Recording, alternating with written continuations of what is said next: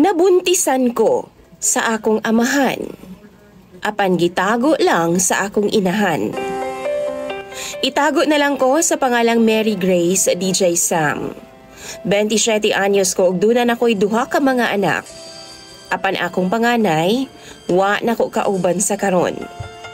DJ Sam, malingaw kaayo ko sa imong programa. O gusto pud na akong i-share ang pait na akong istorya kauban ang akong mga ginikanan. Nagpuyo mi sa bukid nga bahin, DJ Sam. 5 mi ka mag-igsuon ug ako lang ang babay. Nagdako ko nga suod ko sa akong amahan. Siya ang akong permi kauban, DJ Sam, tungod kay busy man si mama. Sige siyag panglabada sa sentro sa among barangay.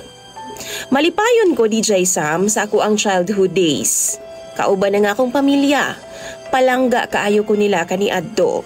Og wa gyud ko magdahom nga duna di ay dili maayong buhaton ang akong amahan nga rikanako. Diyang nag-edad nako og 13 years old, DJ Sam. Usa ka adlaw ni ana, giuban ko sa akong papa nga manulo og baki og mga isda sa sapa, DJ Sam. Tunga-tunga sa among pagpanulo, gihikyad ni papa ang dala namo nga sako. Og didto, pugsanon ko niyang gipahigda, DJ Sam. Girape ko ni papa ni atong higayuna. Og ditong tungura, wa gid ko'y igong kusog para labanan siya. Ana pa siya, DJ Sam, di daw ko magsaba kang mama. Pero pagkaugma, nisumbong gid ko sa akong mama. Apan kabaw mo, giingnan ra ko ni mama nga 13 anyos na daw ko ug normal ra daw na nga maagian ako. Di na lang daw na ako isaba-saba sa mga tao sa among palibot, DJ Sam, labi na sa ako mga higala. Aron di daw ko masungugan nga di na ko virgin. Mura kog nawad-an og panimuot sa akong nadunggan, DJ Sam, gikan kang mama. Nag-expect man gud ko nga iya akong labanan og solusyonan kung unsa man ang nahitabo nako. Wa gyud ay ko'y maasahan nagikan sa akong inahan. Apan do na pud siya'y punto. Di ko gustong sungugon sa akong mga kadula og classmates nga di na ko virgin. Nasundan pa, DJ Sam, ang gibuhat ni papa sa makadaghang higayon. Hangtod nga gihimo na niyang normal. 15 anyos ko dihang nabuntis na gyud ug gitago ni mama ang kamatuoran. Ang iyang sulti sa mga silingan, DJ Sam, nakauyab daw kog lumad sa among bukid. Nanganak ko, DJ Sam, apan wa nila gibutang sa birth certificate nga ako ang ginikanan sa bata. Si mama ug papa ang nakabutang nga ginikanan.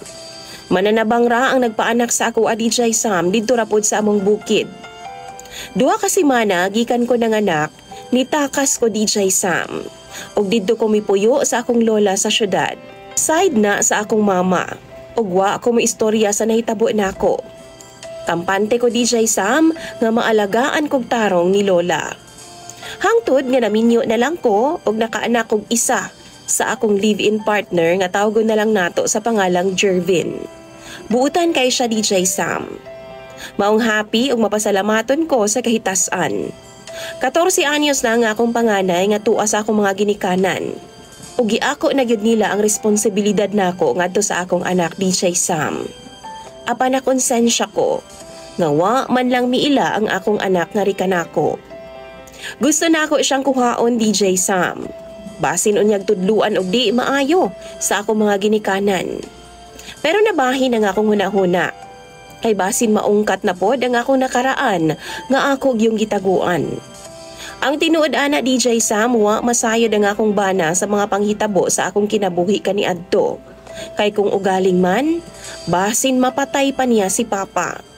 Sundalo pa naman ang akong nabana, DJ Sam. Ug di ko gusto gubot. Ang ako alang makuha na ako ang akong panganay nga tuwa nila mama. Mao nang mga viewers ug mga followers ni DJ Sam. Tambagi daw ko ninyo, be, kay wa gyud ko masayod sa akong angay nga buhaton karon. Asa ba ko angayan mo duol? Palihog tambagi ko ninyo sa comment section. Imong sender og follower, DJ Sam, Mary Grace.